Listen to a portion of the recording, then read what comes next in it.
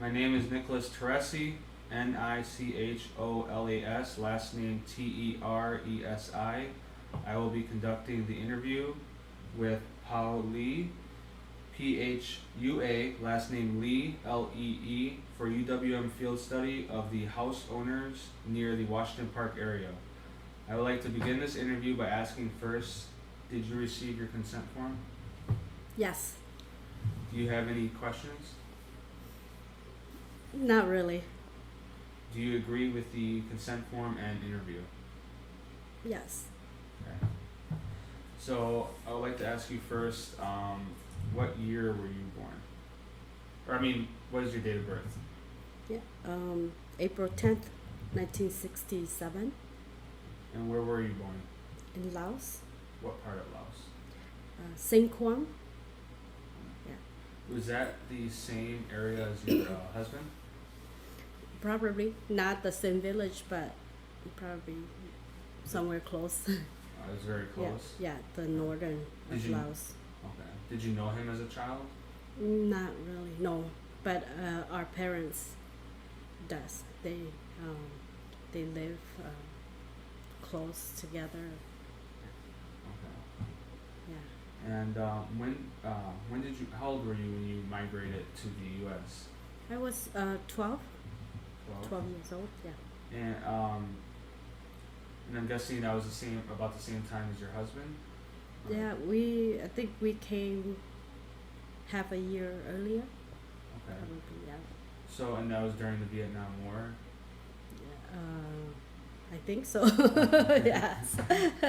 Uh, with the interview with your husband, he said that he was at a refugee camp. Were you also at one? Yes. Were you there by yourself? No, my family Who was and your relatives. Yeah, my mom and my dad, relatives. Did you have any siblings with you? Oh yeah, the whole family. I have 4 sisters and 2 brothers. One was born in the refugee camp, and yeah, the rest of us we were born in Laos. Oh, okay. Did so there's 7 of you in total? Yeah. 7 children? Yes. Are you the oldest or No, I'm the third. third child? Yes. Did you have any special responsibilities since you were one of the elder children? Yes. I in Laos. I was still when we escaped the war from Laos to Thailand. I was about 7. We were in the refugee camps for 4 years, and I kind of grow up in there. And my parents and the culture, all the girls need to learn how to cook and clean and do laundry, and we have to go get water from the well to use in the house. There were no running water, and so I did all that and get woods for cooking and all that. So yeah, I learned how to do all that and do some farming. Also get started. I got some taste of the life Oh, yeah. in Laos too. Yeah. Okay. Did can you describe the living environment in Laos? How was the food rationed, and how was your sleeping arrangement? Mhm. What was was it comfortable, or what was it like? Yeah, we in the village we are the Hmong people are the minority, and we our people like to live villages, mountain areas, and so I think my dad was fortunate that he get to go to school, and so we after he's a pastor also. Yeah, so we get to live both in the city and then village where our grandparents lives, and so we going back and forth like that. So we taste modern life a little bit in Laos, and then also the life as a farmers. So yeah, we sometimes we don't have enough to eat, very small amount of meat. Um, we eat what we grow in the farm, and in the city, we just buy what we can and we share. We don't have a lot to eat like here in the U.S., but we survived. Yeah. Yeah. And this was before the refugee camp? Yes, before. Yeah. Okay. So And what was your father's occupation? Oh, you said pastor, yeah, right? pastor. What about your mother? My mom just a housewife and supporting my dad's ministry, doing all the housework. Okay. And so that was the life before the refugee camp. How did it change when you were at the refugee camp? Was it easier? Was it better? Or was there less food? Well, I guess because the life in Laos, we are not really rich either. So it's not really the eating and the living that's really hard. I think it's the like the government, and because we are in a refugee camp, we are wired, and we cannot like go outside of the camp, and we have some food that was donated or distributed by American people, and so we get to eat, but not as much as you want like here in the U.S., but we do have some food to eat, and we have a little garden that we also do, so not too much difference, just that you don't have your rights and your like freedom to live as you please Alright, in so the it refugee was- camp, I guess. Okay, so it was like really similar to the life you grew up in. The only difference was that you were like secluded to one area. Yeah, Kind of. yeah. That's Okay. for me, because I was still younger. I think that's what my perspective is. My parents are there, and we feel like we are together. That's what matter most, I guess. Did you feel safe in the refugee camp? We were afraid of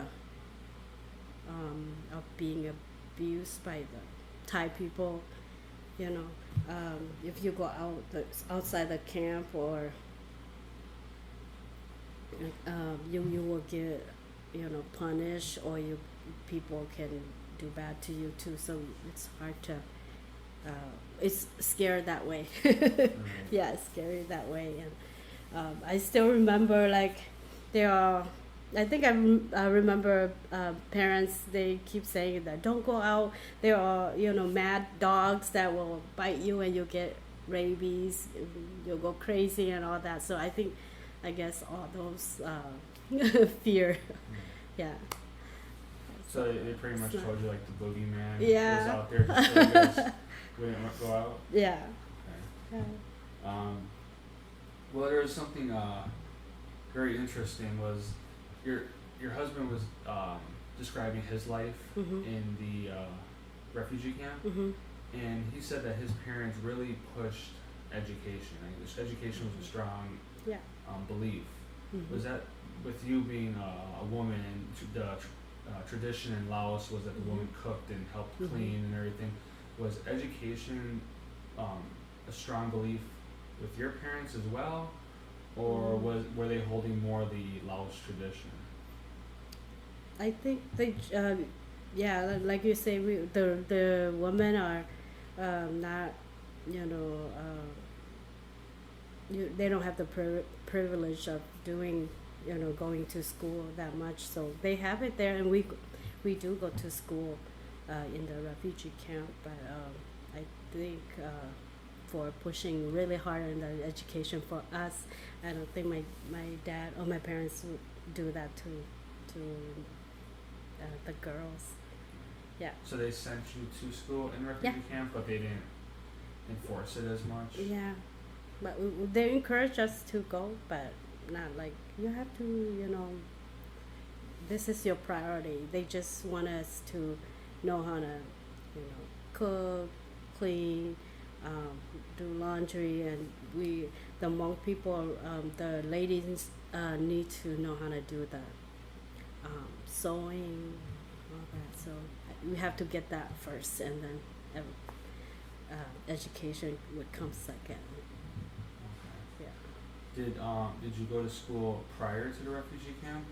I think I started it, yeah, in Laos, like kindergarten, yeah, and then the because of the war, we have to go to Thailand and then go to school there a little bit and then come here.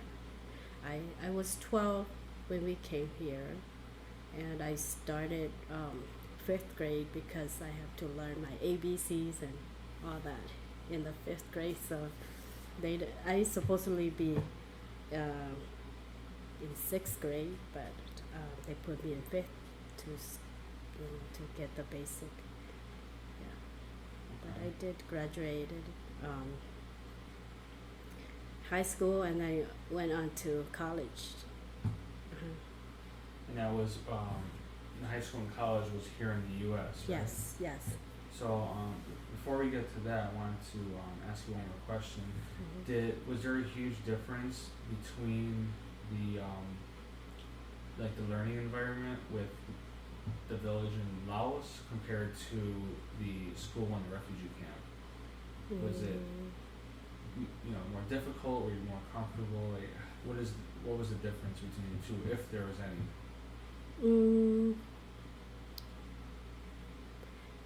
It allows. I was still young, so it's just very basic. But I think what I remember most was, yeah, we were bullied by because we are Hmong people.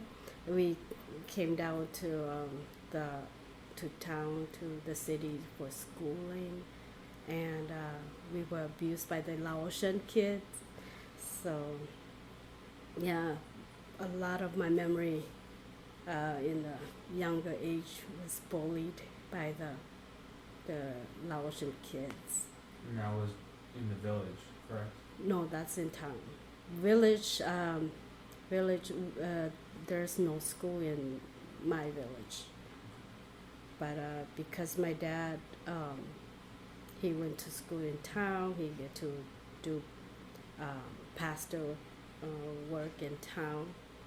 So I grew up in the town. Do you know why they were bullying you? Because we are minority, we from the mountain.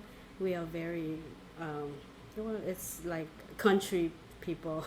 We are not city people, and yeah, because we are minority, we're not the Laotian nationality. Okay. So, So when you migrated over, you said it was about 4 years when you finally yeah. migrated. So you said 12, correct? No, we when we went to Thailand, I was around 7, and we lived there up to 12. Then we came here. Okay. Yeah. Where did you? What state and city did you first move to? Illinois. Yeah, Dixon, Illinois. It's a small town. We have some relative that was sponsored by a church there, and they sponsored us there. So we came through there. Okay. And how was that transition with the traveling from Laos to Illinois? To Thailand to Illinois. Yeah, it's we haven't have any plane ride before. That's something huge. And when we came to the United States, when we came, there were not a whole lot of Hmong community, just a few relatives, and we went to school. I think the small town there received us pretty well. We went to school with less abuse and bullied, but not long after that we moved to Colorado and the big city. It's pretty tough. We also get bullied by classmates because you know we're different. I don't know. So yeah, it's pretty sad to think back. Yeah. So I have several questions about your whole transition with the different schools, and especially in high school with the bullying. Mm-hmm. But I wanted to ask first. So you said you were transported over to the U.S. by airplane. Yeah. And that was the first time you've ever been in an airplane. Mm-hmm. How was that experience as a child? Like, can you remember how you felt? Were you excited? Yeah, we're very excited and to experience something new, and we were excited to come to the U.S. because we heard story of, you know, a better life, and we always dream to get out of the camp and to see what we heard, you know, the news of the people who came ahead of us, and they, you know, call back or, you know, tape recorded back to us describing this country. And so we're excited to see what we heard. Yeah. And then when you arrived in Illinois, how long were you living in Illinois before you moved? About 2 or 3 years. Okay. 2 or 3 years, and you then. attended school at that time? Mm-hmm. And it was most likely middle school, right? Yeah, middle school. And were you bullied there? I don't remember bullied there, but the culture shock was like for the girls, we're not supposed to do like sports or dancing, and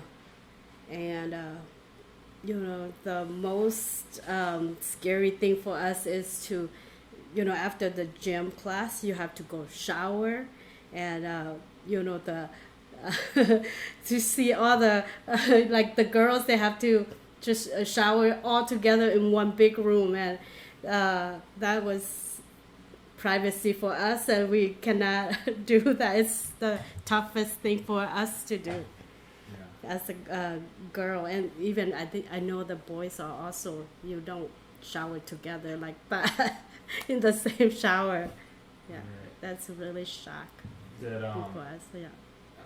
were you after a while did you adjust to that new culture, or was like, or is it even today still Uncomfortable even today. Yes. So you never really adjusted to it. No. Did you? But the sport part, because of the younger generation, they grow up like that, and you're getting used to it. It's a little bit open, yeah, for the sport part. But I'm still not that good in sport, that comfortable. I'm the older generation. Did Yeah. you play any sports in middle school? Yeah, we try, but it's just going through the motion thing. Yeah. So was it like gym class? Yeah, gym class. Okay, so you weren't Try. like a part of any organized No. sport or team? No. Okay. And I mean, did you have the opportunity to and just didn't want to, or was it something your parents didn't want you to do, or you just didn't feel comfortable doing, trying the sport, or why didn't you join any? Yeah, I sports? think it's all of those. All of them? All of what you were saying. Okay. Yeah, it's just not comfortable, and because of my parents also, and yeah, it's just that in me that I'm not into sport that much. And what about the different races? Like, you know, yeah, I'm sure you had African Americans and Caucasians and maybe other Hispanics. Mm-hmm. How did you adjust to? Because I'm sure before you're used to going to school with, you know, Thais. I believe that's what it's called, correct? Yeah, Thailand. In Thailand, when we were in the refugee camp, they are all Hmong, all the Hmong kids, because we don't have that much bully there, but here you are different. Yeah, so we feel inferior with all the races, we are the lowest. That's how we feel. That's how you felt when Yeah, you first came here? mhm. Yeah. Yeah. Were you friends with any people outside of being Hmong? Mm, I think I have not really, really close, but a few that trying to help me out. So Yeah. there were a few that didn't bully you and actually Hmm. tried to help you, maybe like Yeah. with English and everything? Yes. Okay. Hmm. And what about faculty and like teachers? Were they generally helpful or were they distant? Mm, I guess there are some that trying to understand us and help us more than others. They just treat you like everybody else, and um, you just have to struggle through, or I don't know, maybe because of the different culture in Laos, you just have to obey and do whatever the teacher said, and you have no saying. But here, I think it's so surprised to us to see the kids not respecting teacher. It was that big shock for us when we saw kids, throwing things at teacher or saying bad thing or arguing with teachers. That's really surprising to us. That's what you're supposed to do for the elder people or your teacher. That's what you shouldn't do. And we saw kids doing that to teachers, so we're afraid that they can do that to the teacher. What can they do to you? So yeah. Were you quite? So we are very uncomfortable going to school, scared. You were scared. Mhm. Did you feel like threatened by them? Threatened, or you don't really know what they're gonna do to you. And sometimes the teacher, I guess you don't tell the teacher. Maybe that's why they don't know what's going on with you and the other kids. But it's hard to share your feelings to the teacher too. Right. So And I with guess. adjusting to this new culture and feeling, scared, Mhm. because you weren't sure what these students could, Mhm. and then you were also getting bullied. Mhm. Did that make it very difficult to like learn Mhm. in, Yeah. in that environment? Yeah. What was it? How Probably long did it that's take for for you? I'm sorry. That's for me. I don't know with other people. Maybe they have better school or friends or situation, and they probably have a better experience than me. But for myself, it's really hard to be in school. It was. How long did it take for you to learn like English in middle school, or did that not develop into high school? I even right now I'm still not good at English. Yeah, but I can get by. I read and I trying to understand with the dictionary, and asking the meaning from friends and teachers, and so that's how I get by too. Okay. So would you say that during middle school, going into high school, your English wasn't very proficient? No, Not at all? not at all. And even in college, but I tried my very best. If I have to spend, extra time to, pass. But I did pass my college, 4 years college. Yeah, get a lot of help and study more than my friends can go play, but I can just take my time and do more study. Yeah. And what grade were you in when you moved to Colorado? I think I went to is it 8th? You were Eighth just grade. finishing up Mhm. middle school? Middle school, and then went to Then you high went to school in there. Colorado? Yeah. Okay.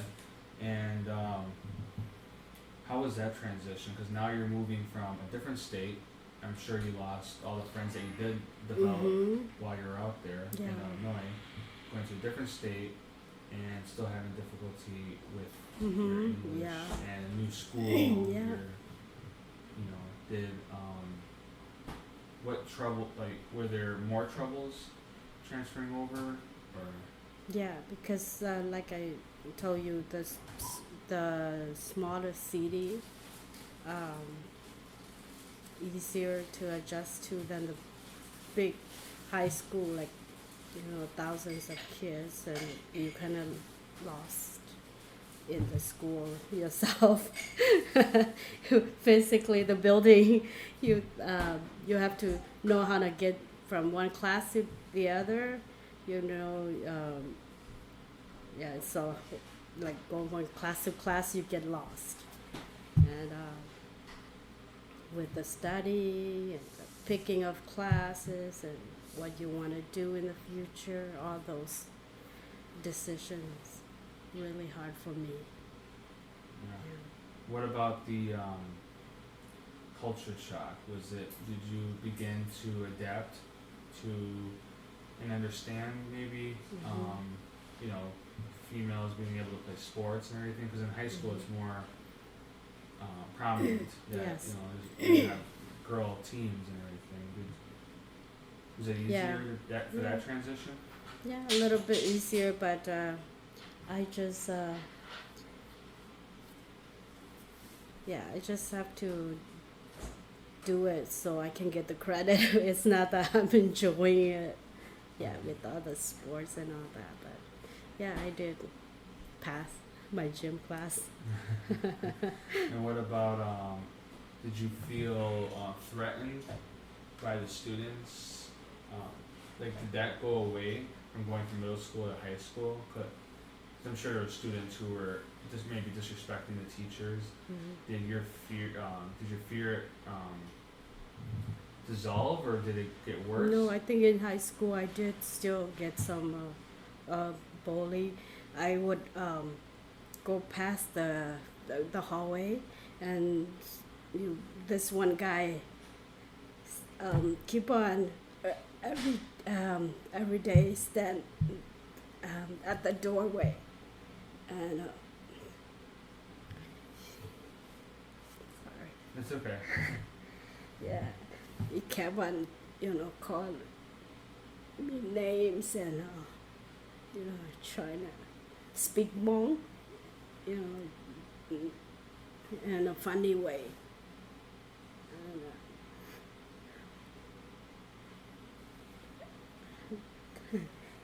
one day, I decided to I kind of pushed him a little bit and trying to tell the teacher, but I didn't have the gut to, and I told him, "You go back to kindergarten because you don't act right here in high school." And so that's what I told him. And after that day, he stopped not doing that to me anymore, because I think some of the kids saw, and they kind of told him to back off and stop doing it to us. So I know I've been bullied when I was little in Laos, and in middle school, and here now in high school.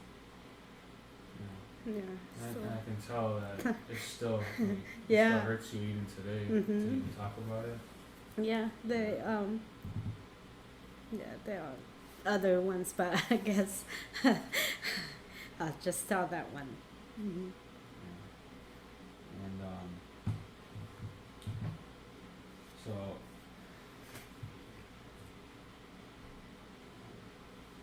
and what about the faculty there? I mean, you said, like, right now you try telling a teacher, but was it because you couldn't explain in Yeah, English? maybe yes, maybe that too. But Yeah, did you yeah. feel that the teachers were trying to help you while you were in high school, or? I don't know. I think sometimes they saw what happened, but they ignore you too. They didn't come and stop. So I don't know. So did you feel trapped? Mhm. Your husband mentioned to us the other day that when he was in high school, there was times where students would actually spit in his face. Mhm. Did that same mistreatment happen to you? And they, for me, one time, they they use a straw and they spit.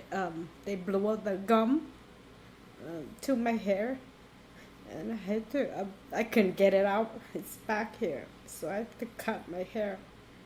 When I for my age and for the Asian kids, you were supposed to have your hair long, and my hair was pretty long, and I have to cut some from the back here. How did your parents feel about all this? Uh, we didn't tell. You never told your parents?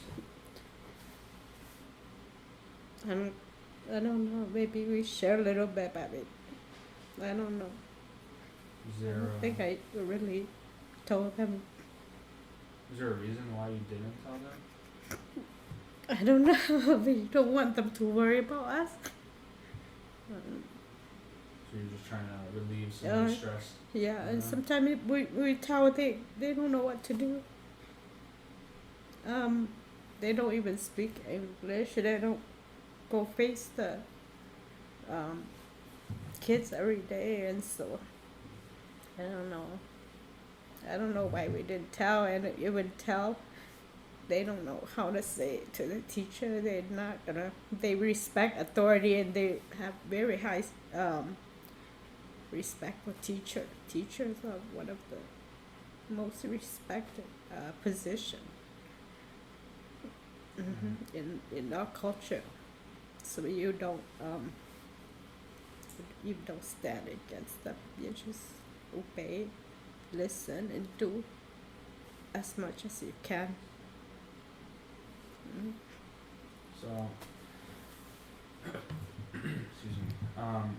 So I remember you saying that when you're in the airplane and you were coming over to the U.S., you're really excited because you heard so many good stories and it's the land of opportunity and that you can do anything here and you just had such high expectations. With you going through middle school and high school with the mistreatment that you were going through, would you say that's definitely not what you were expecting? Well, some people are really good to us, like the church people that sponsored us. They really love us and give us food or furnitures and even a car for my dad, clothings, all those, and those people really love us and care about us. But when we go to school and there are, different kids and it's not like what you expected. Yeah, and I think the hard thing is that the cultures are different and it's hard with the not knowing the language to express your feelings and your needs too. Yeah. And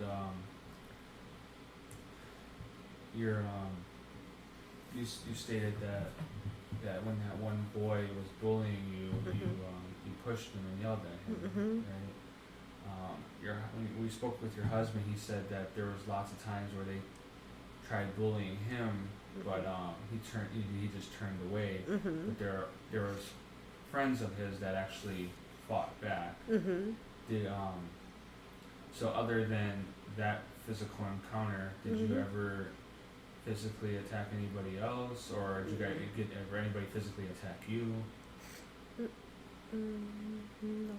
No. So that was like the first time that you ever like just took matters in your own hands. Yeah, I didn't really, hit him or anything. It's just I went really close to him and I told him that I don't know what to say. I didn't wanna.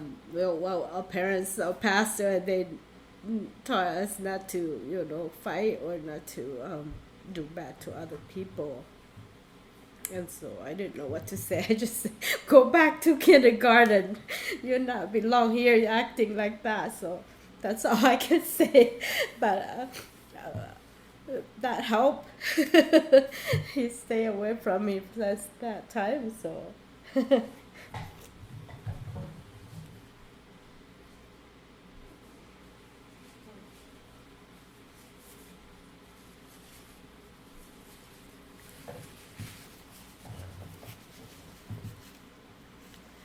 You can take a minute. It's fine. that's okay. And I'm sorry. That's okay. Yeah, every time I, talk about my experience, even with my kids, because I don't want them to go through the same thing I did.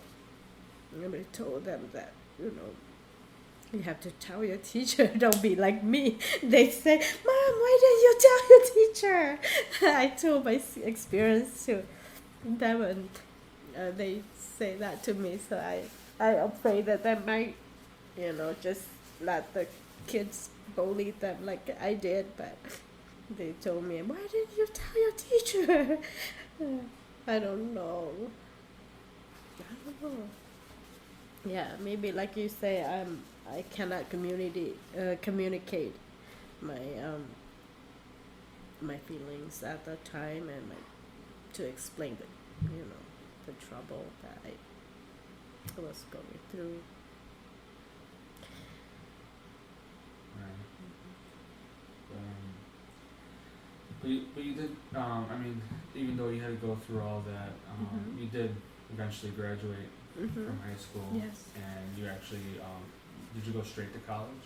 I went to I didn't think I was gonna be able to, well, because I wanted to go to a Bible college also, and my parents would not. This happened yesterday. Oh yeah.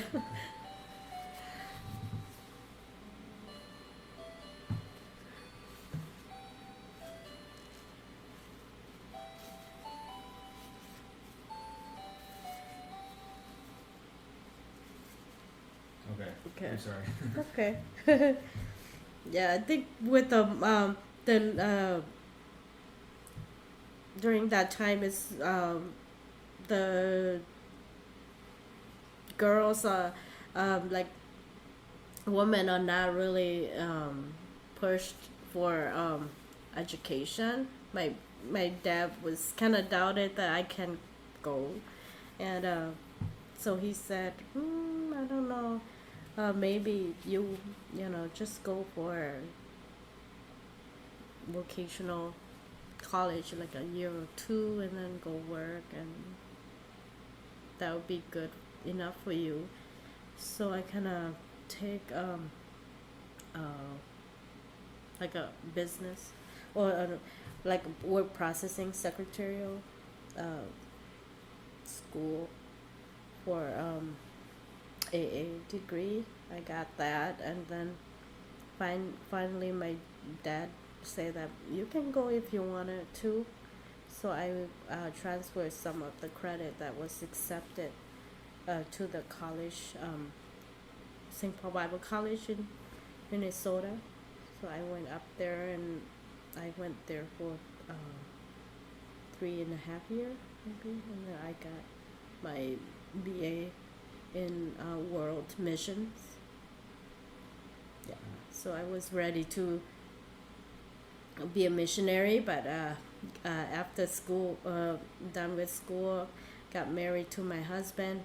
He's a pastor, and we pastor churches around the United States, and we have one opportunity to go for to French Guiana.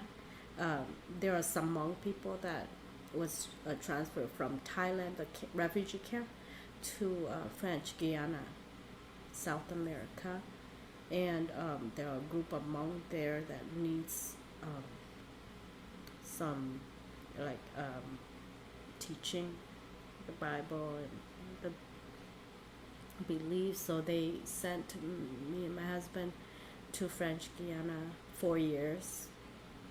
We lived with them for 4 years before we came back to the States, and um, we came back to St. Paul, pastor a church there for 5 years, and we went back to Colorado where I graduated from my high school.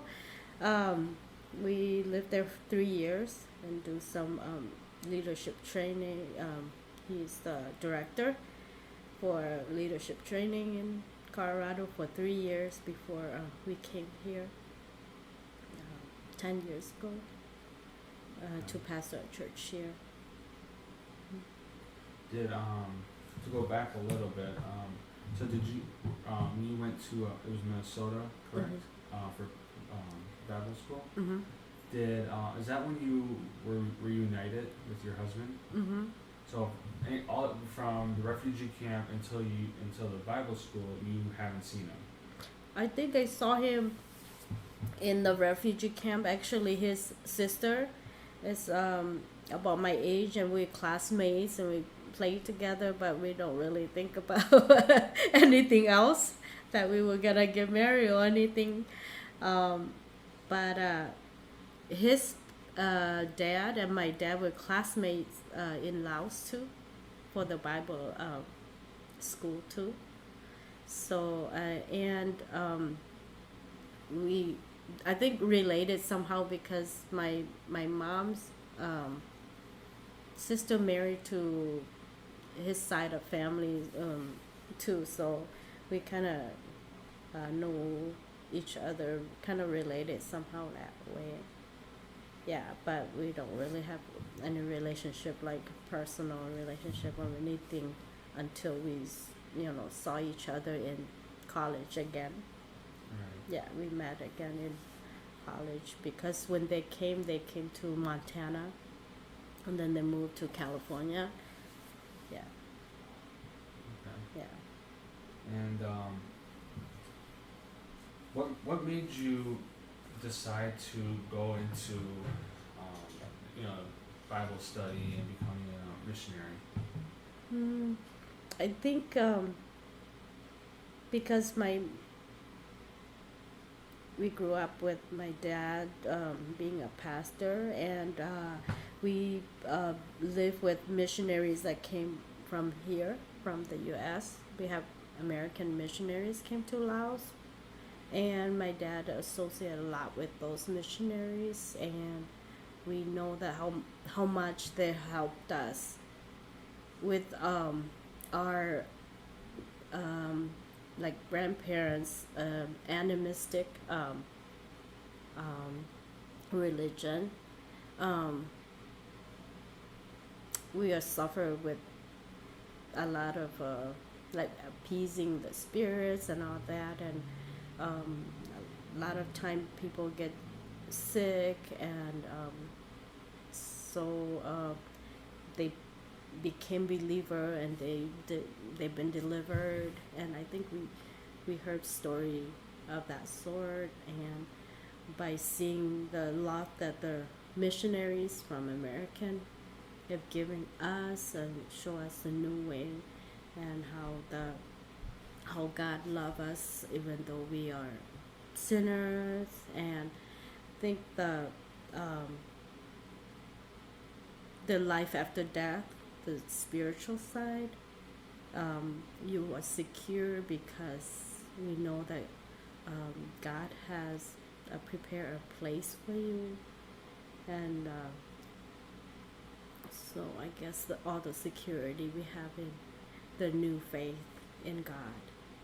So that's why all these, and when we came here, we know that the churches, the people, the believer show us the love unconditionally. They don't expect anything back. They just give, and we saw God's love through their life, and so we want to give that back to other people who are unfortunate, and we want to go back and help our people out and help the poor, the sick, and just do good to other people like we have received from God and from God's people.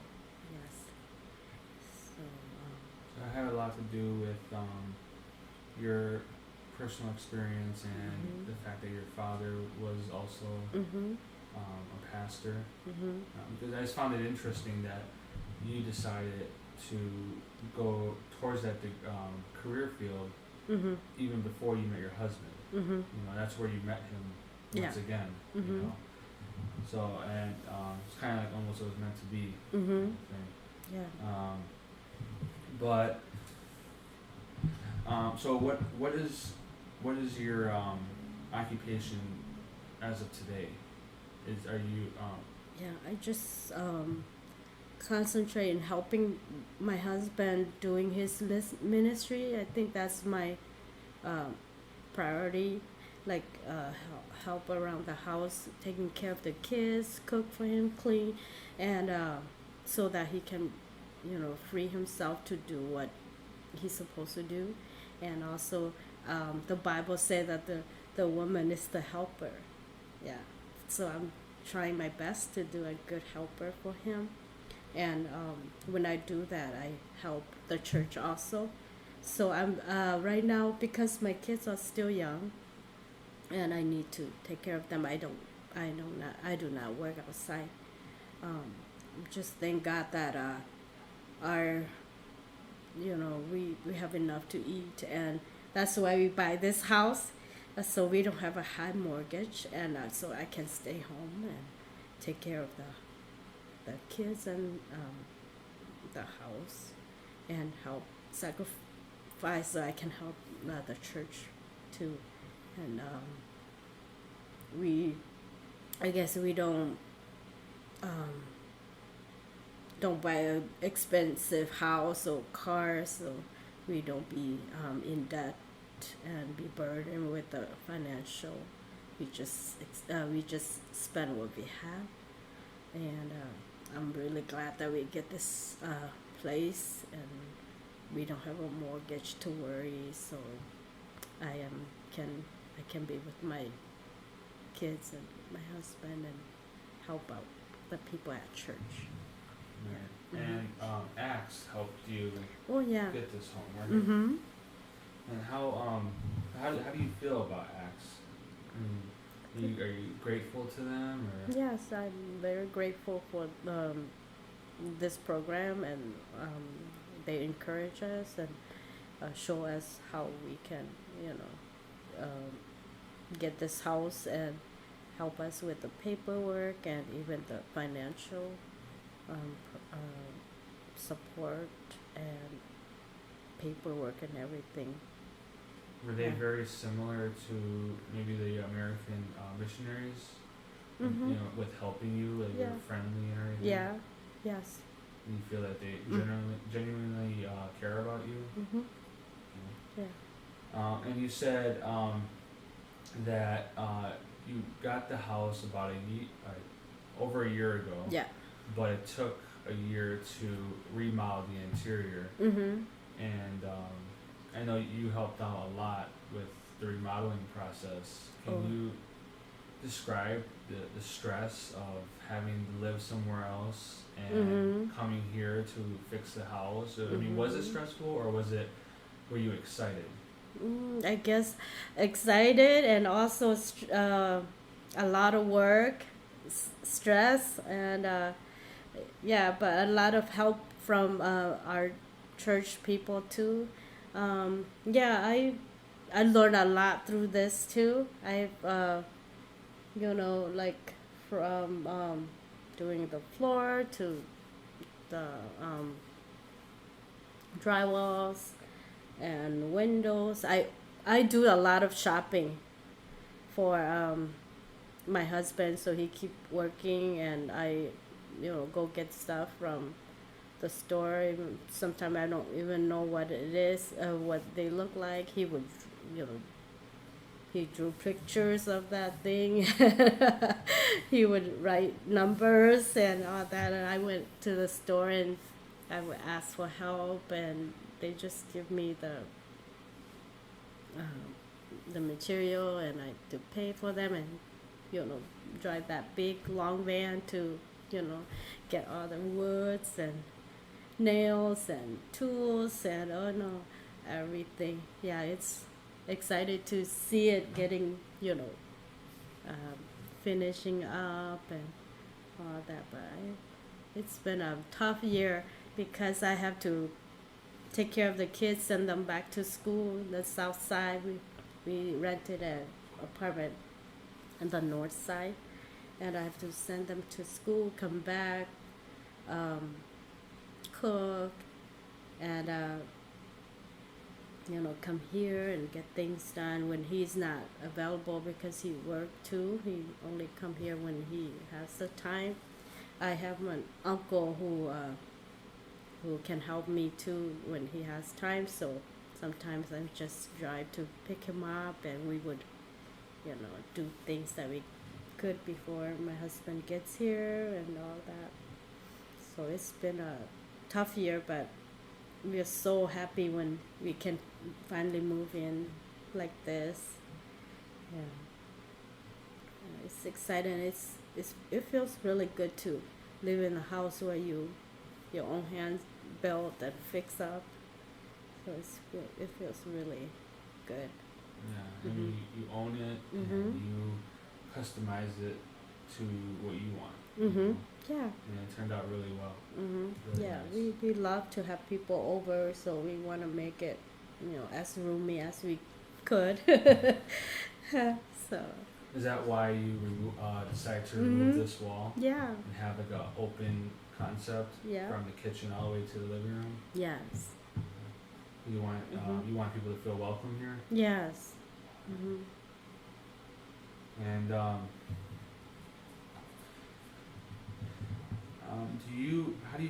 do you feel about the community? I know you got the house with Axe, Mhm. and you fixed it up and everything, but how do you Mhm. feel about the neighborhood? Yeah, the people who live very close by here, we get to know them. We feel pretty safe just around us, but I don't know about a little further off. Um, I've been I'm planting some flowers there. Somebody keep on, you know, stealing them. So I don't know. Not too safe. Um, I we park over here. We don't have a garage yet, and one of our car get the plate stolen. So I don't know about the safety yet, but maybe because we are new, some people want to bully us like bullying us. So I don't know. Not too sure about that, but pretty quiet during the nighttime. But you never know what's gonna happen next. So. Mhm. Yeah, I was going to ask you because I remember your husband did mention that you continue to plant Mhm. flower out there, and someone continues to take it. Mhm. How does that make you feel? Are you upset, or are you just hurt? Yeah, I just kind of, I guess, yeah, I'm just not, I don't know who and why that person's doing that. So I'm just, I don't really care about much about the value of the plant or anything, but I do, I feel, what is he trying to do here?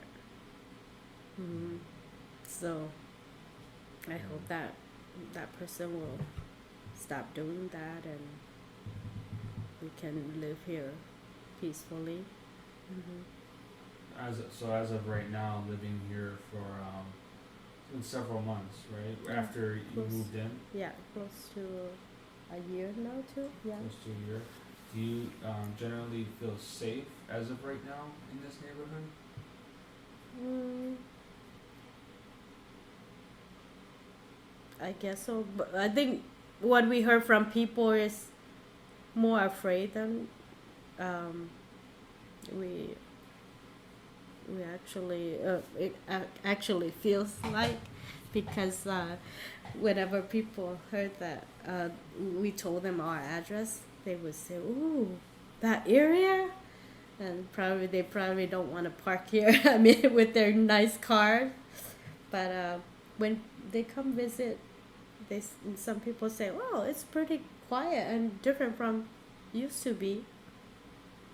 So Yeah. So you Yeah. hear worse things than what you actually experience. yeah. Right. Mhm. Okay. And a few more questions I wanted to ask you was, so what um, what do you sense? Like, for example, like what smell do you associate with your house? Is there a certain smell that maybe makes you think of home, makes you think of this home?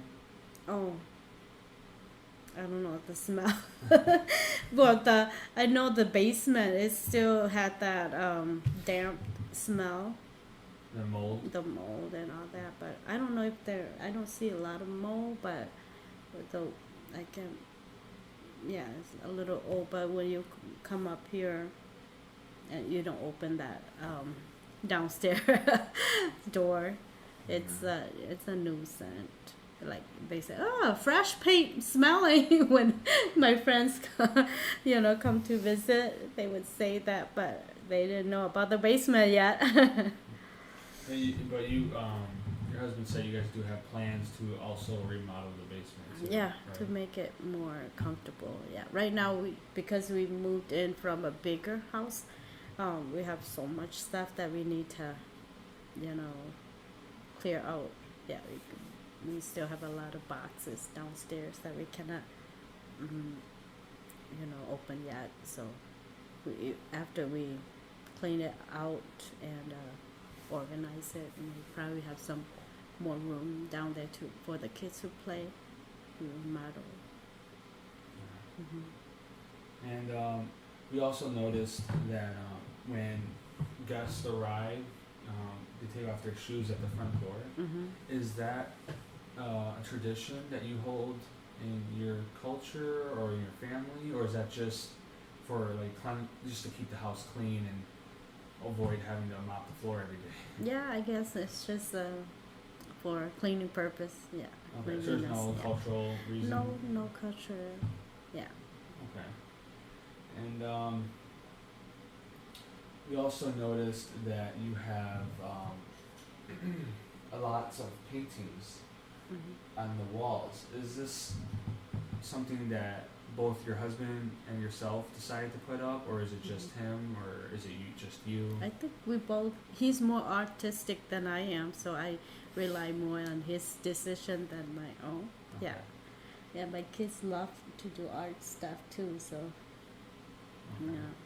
So, do any of these photos have any meanings to you, other than just being an artistic picture? Yeah, it's supposed to help you. Like the messages will encourage you, and the picture would you.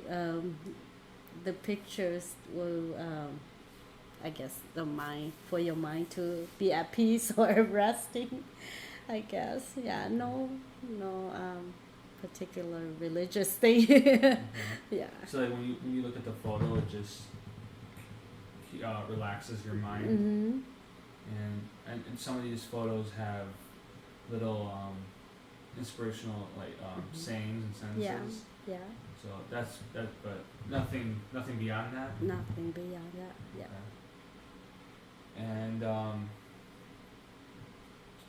Okay. And one more thing regarding the house, we also did notice your color selection. Mhm. Was that something you just chose or your husband chose? We both, and actually, we don't really because we wanna to just have it. I chose the I bought the paint, and sometimes we mix the paint, and then we say, this is nice, pleasant. So we just for the kitchen, we just mix some white with some green blue, and it comes out like that.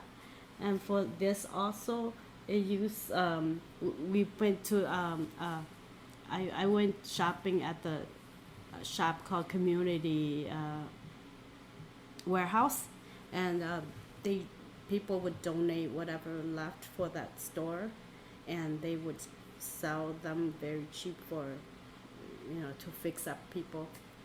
So I went shop there, and whatever color they have on sale and cheap, I just get it from them. So Oh, okay. no particular.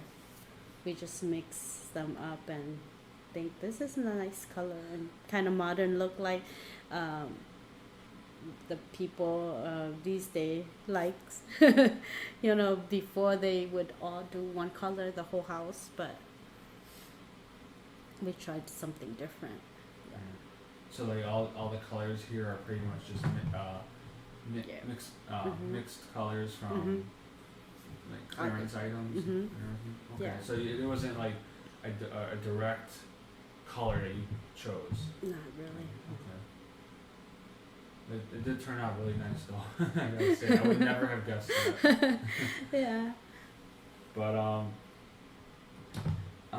two more questions. If you decided, if you were to leave, do you think that would cause the neighborhood to change for the better or for the worse? Oh, here? You mean live here?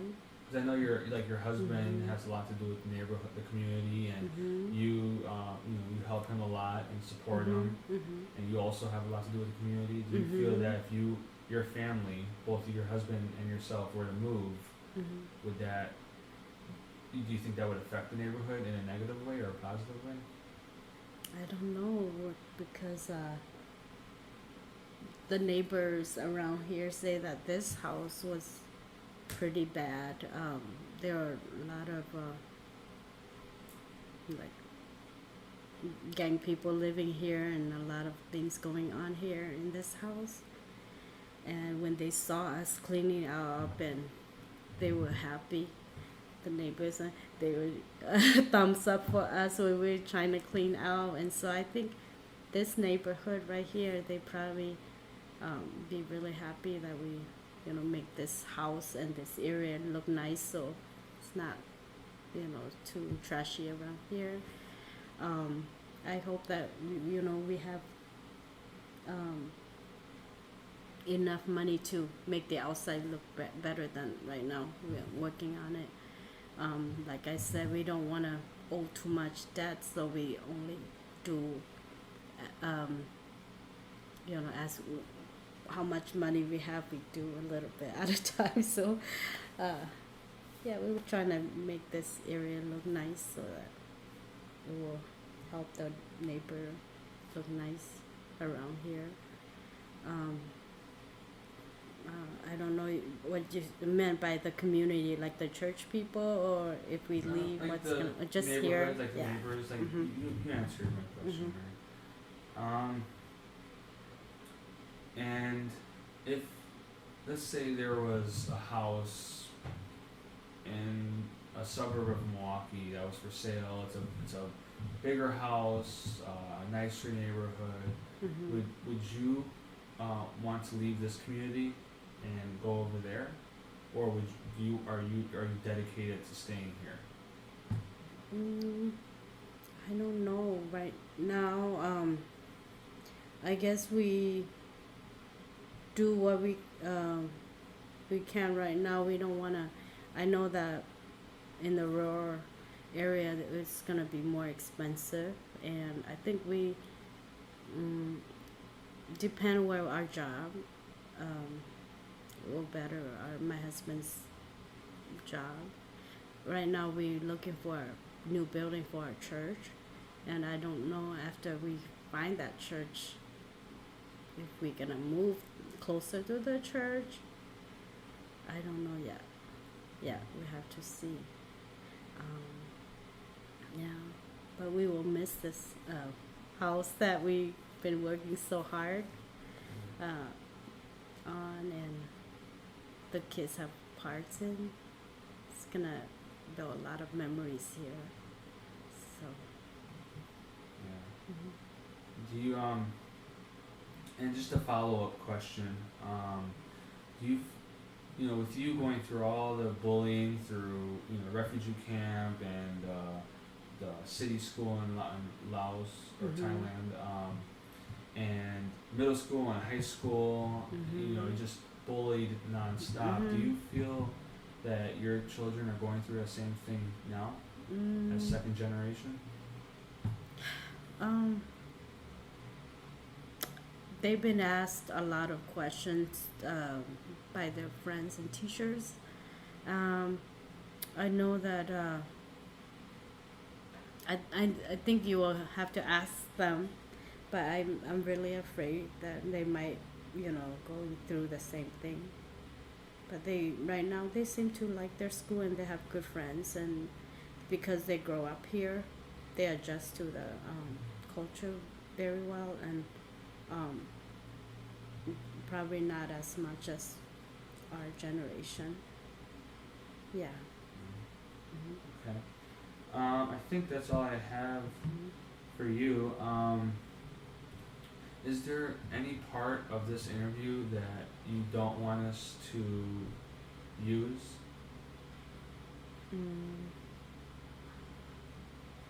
I don't know.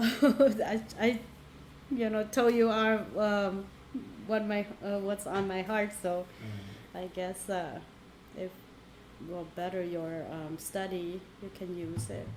Whatever that's irrelevant, you can just toss. Okay. No, there's some people who we interview and they say something and then they regret it, so they don't want us. They want to kind of erase it. So I just wanted to see if there's anything you can think of that you want us to erase in a sense. I don't have anything No? that I would hide. I don't know. Okay, that's fine. Well, I just wanted to thank you for your time, for taking the time, and we really appreciate you sharing your story with us. Yeah, you're welcome.